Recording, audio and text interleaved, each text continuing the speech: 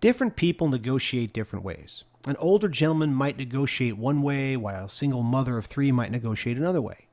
These differences are not only present here in the US, but also when we negotiate with individuals from other countries. Culture influences how individuals negotiate and how they view and interpret the negotiation process. If we understand that negotiations are conversations aimed at reaching an agreement, and if we can also understand that different cultures reach agreements in different ways, then we have the basis of international negotiations. That is to say, how one culture may look at the negotiation process totally different than another. These differences can create conflict in the process. There are several main areas where cultural differences impact negotiating. The following are all differences that may arise during the negotiation process due to cultural differences. Desire for a long-term relationship or just a one-time deal. Preference to win negotiating or preference for a win-win negotiating. Informal or formal attitude. Direct or indirect communication style. Show emotion or hide emotions. Decisions made by the group or by the leader. Let's look at each of these points to get a better idea of how they can affect negotiation. First, we can discuss whether the negotiating party is looking for just a one-shot type of business or long-term relationship. While some markets might be looking for just a contract, Spain for example, members of other countries might be looking for a long-term relationship, India for example. Next, we have the win-win thought process of negotiations. Some cultures look at negotiating as a win-win type of process, as the Japanese do, but countries like Spain typically do not view the negotiation that way. They prefer to win the negotiation and are not as concerned with the win-win proposition.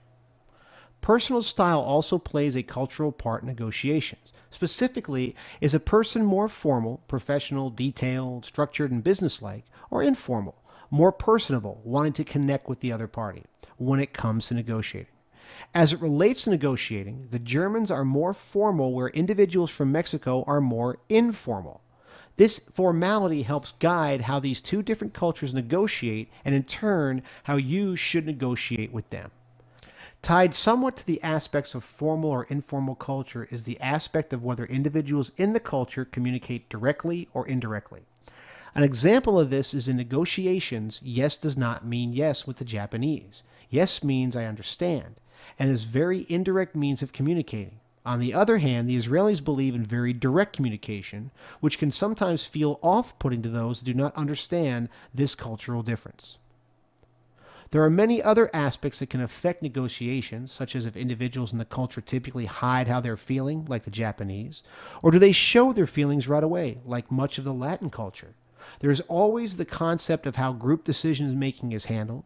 Do they make a decision as a group, or does one person in the group make the decision? Many Asian cultures stress team consensus before a decision can be made, and typically in the US, we're looking for the group leader to make the decision. All the aspects that were just explained influence how negotiations are going to take place. Each country, unless they are well educated in the negotiation position of other countries, will enter a negotiation from the perspective of what they are most comfortable with, mainly how they negotiate in their home country. Do we not, as Americans, enter into negotiations thinking how everyone in the negotiation should act?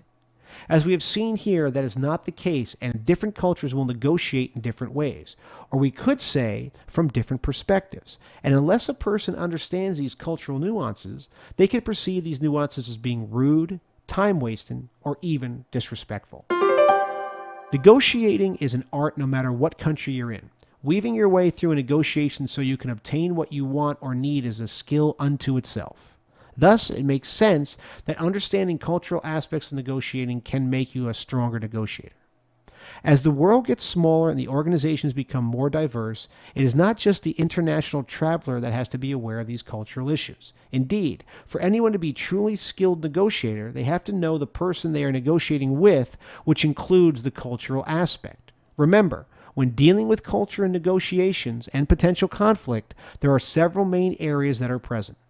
Desire for a long-term relationship or just a one-time deal. Preference to win negotiating or preference for a win-win situation. Informal or formal attitude. Direct or indirect communication style. Show emotion or hide emotions. And finally, decisions made by the group or by a leader.